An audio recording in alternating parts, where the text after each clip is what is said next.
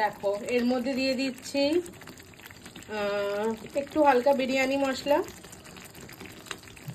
একটু hand crush করে দিয়ে দিচ্ছি এখানে একদম ফ্রেশ কসুরি মেথি।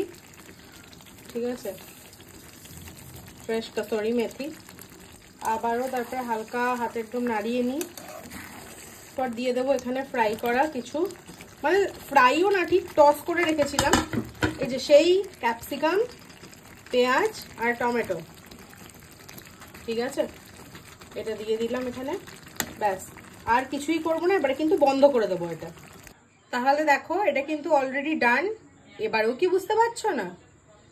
চলো এর উপরে একটুখানি হালকা করে ধনেপাতা ছিটিয়ে দিলাম। এটা হচ্ছে বলে দিই 1 2 3 4 5 কড়াই পনির। এই পেঁয়াজ ক্যাপসিকাম ভাজাগুলো দেওয়ার পরে তো নিশ্চয়ই বুঝে গেছো যে এটা কড়াই পনির। হ্যাঁ, এটা কড়াই পনির। দেখো